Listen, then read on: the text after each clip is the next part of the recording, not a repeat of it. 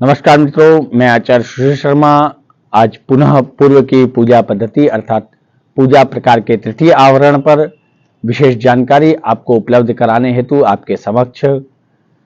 और पूर्व की पूजा में अब हम आगे बढ़ते हैं और मधुपर्क के विषय में जानते हैं। विष्णु धर्मोत्तर पुराण के अनुसार सुधा गुणा तथा कुरुमान मधुपर्कम मुखाम्बुजे आज्यम दधि मधुमुद्यत मिनिभीषव, अर्थात कर्पूर खाने योग भीमसेनी कपूर के साथ घी, दही और शहद को मिश्रित कर मुख कमल में अर्पण करने योग्य मधुपर्क को तैयार करने का विधान विद्वानों द्वारा कहा गया है। पंचामृत की जो सामग्री होती है वह भविष्य पुराण के अनुसार गव्य माज्यम दधि क्षीरम माक्षिकम शर्करान्वितम एकत्रम मिलितम ज्ञेयम दिव्यम पंचामृतम परम, अर्थात गौ का घी, दही, शहद और गुड़, इन 5 पदार्थों को एक पात्र में मिश्रित करने पर उसे श्रेष्ठ व दिव्य पंचामृत कहा गया है। ऐसा नहीं कि आज के समय में उसमें चीनी मिला दिया जाता है, चीनी का कहीं भी उपयोग नहीं है। चीनी की जगह जो देसी खांड आती है, बुर्रा चीनी जिसको बोला जाता है, उसको डाला जाता है। देवता के स्नान की सामग्री धर्मोत्तर पुराण के अनुसार शुद्धोदकई स्यादत्तः गंधादिवि कारयेत स्नानम, अर्थात पहले शुद्ध जल से स्नान करा के फिर सुगंधित द्रव्यों से युक्त जल से स्नान करावें। ऊर्ध्वतन सामग्री जो है वह विष्णु धर्मोत्तर पुराण के अनुसार कही गई है। रजनी सहदेवी च शीर्षम लक्ष्मणापि च सभद्रा कुशाग्रापि ऊर्ध्वतन निहोच्यते, अर्थात हल्दी, कुमकुम, शीशम का फूल, लक्ष्मणा का फूल, चंदन और कुशा के अग्रभाग से निर्मित द्रव्य को ऊर्ध्वत कहते हैं। बहुत से विद्वान यह समझते हैं ऊर्ध्वत मतलब हल्दी का जो है जल। सौभाग्य द्रव्य की सामग्री विष्णु धर्मोत्तर पुराण के अनुसार कहा गया है। हरिद्रा कुमकुमम चैव सिंदूरादि समन्वितम कज्जलम कंठ सूत्रादि सौभाग्य द्रव्य मुच्यते, अर्थात हल्दी, कुमकुम, सिंदूर आदि सहित काजल, यज्ञोपवित्र, मंगल सूत्र आदि को सौभाग्य द्रव्य कहते हैं। आज के समय में सौभाग्य द्रव्य की जगह कुछ और ही चीजें ले ली गई है। कौतुक द्रव्य में भविष्य पुराण के अनुसार कहा दुर्वा यगांकुश हीरे च्यूत पल्लवा हरिद्राद्वय सिद्धार्थ शिखर पत्र गत्वचः, अर्थात दुर्वा जो अंकुर हिरेव नामक पेड़ के फूलों से निर्मित सुगंधित द्रव्य, आम के पत्ते, दोनों प्रकार की हल्दी, मोर पंख, सांप की केचुली, सरसों और कलंगी, इन 10 पदार्थों को कौतुक नाम द्रव्य कहते हैं।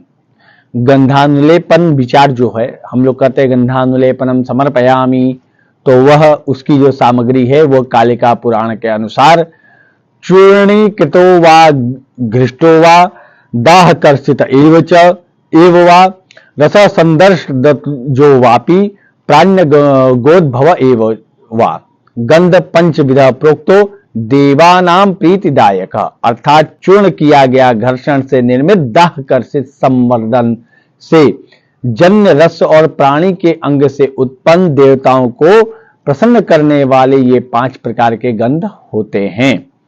प्रत्येक प्रकार के गंध का विवरण कालिका पुराण के अनुसार इस प्रकार है कि गंध चूर्णम गंध पत्र चूर्णम सुमनसाम तथा प्रशस्त गंध उक्तानि पत्र चूर्णानि यानि च तानि गंधाव्यनानि सुस गंध प्रथमम स्मृतम घृष्टो मलयजनो गंध सरलश्च नमे ऋणा दृष्ट्वा स घृष्टो गंधोयम द्वितीय प्रकीर्तितः देवदार्व गुरु ब्रह्म सारसालांत चंदना। इसके पश्चात और भी कहे गए हैं सगंध कारवी बिल्वम गंधिनी तिलकम तथा प्रभृतीनाम रसो यो सौ निष्पीड्य परिग्रहात। यह सब जो श्लोक है मित्रों, यह अपने जो है हम वीडियो के माध्यम से, चैनल के माध्यम से आपको नीचे देंगे, जिसे आप भी अपने संग्रहित कर सकते हैं, जिससे आपको काफी लाभ होगा। आगे गंध के और भी प्रकार गए हैं। तस्मात् सर्व प्रयत्नेन दध्यान मलय सरा, अर्थात काली अगरू की लकड़ी का चूर्ण, काली अगर के पत्तों का चूर्ण, सुगंधी पुष्पों का चूर्ण तथा अन्य जो प्रशस्त गंध वाले पत्तों के चूर्ण हैं, वे चरणीकृत गंध नाम से स्मृत हैं। चंदन अथवा देव पुन्नाग के साथ चीड़, वृक्ष अथवा अगरू आदि की लकड़ी से जो पानी के साथ घिस कर तैयार किया गया लेप है, जिसे दूसरों को अपने शरीर में लगाने के लिए भी दिया जाता है, उसे घृष्ट नामक दूसरा गंध कहा गया है। देवदारू, अगरू, पारस, पीपल, चंदन के धड़ आदि प्रमुख अंगों को जलाकर जो रस यानी तेल ग्रहण किया जाता है, उसे तीसरा दाहकर्षित गंध नाम से कहा जाता है। वह गंध जो सौंफ, बेल, तालिस पत्र, कचूरा, तिलक नामक के वृक्ष इत्यादि सुगंधी पेड़ पौधों के अंगों को कूटकर निचोड़ के रस निकाला जावे, उस निचोड़ने पर उत्पन्न रस को चौथा संवर्धन नामक गंध कहा जाता है। स्वर्गवासियों को भी आनंदित करने वाला मृग की नाभि से उत्पन्न या उसके कोश से उत्पन्न कस्तूरी आदि गंध पांचवा प्राण्य गंध नाम से कहा गया है। इनमें से चंदन का चूर्ण अथवा लेप ही सर्वश्रेष्ठ है, इसलिए पूरा प्रयास करके सदा पूजा अर्चना उपासना में चंदन का ही प्रयोग करना चाहिए। ये 5 प्रकार के जो है चंदन का आपको व्याख्या बताया गया है। अब आगे लेकिन शारदा तिलक में जो है पंचगंध की अपेक्षा अष्टगंध का विधान करते हुए कहा गया है कि आगे अष्टगंध भी होते हैं। गंधाष्टकम तत्त्रिविधम शक्ति विष्णु शिवात्मकम चंदना गुरु कर्पूर चौर कुंकु मरोचना जटामांसी कपियूता शक्तर गंधाष्टकम विदु। फिर आगे बोला गया है कि चंदना गुरु कर्पूर माल जुकलम कुमुम गंधाष्टकम विदु, अर्थात ये जो 8 प्रकार के चंदन है, जो 8 प्रकार के चंदन अष्टगंध जिसे कहा जाता है, यह आपको श्लोक बताया गया है।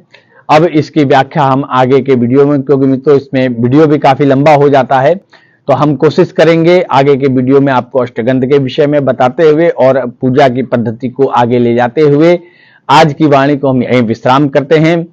और आगे के वीडियो में फिर हम आपको बताएंगे कि भगवान को जो है क्या चीज प्रसन्न है, किस प्रकार के पत्र पुष्प चढ़ाए जाते हैं, किस प्रकार से जो है उनकी पूजा में अर्चना में किन चीजों का उपयोग किया जाता है। जय विश्वनाथ।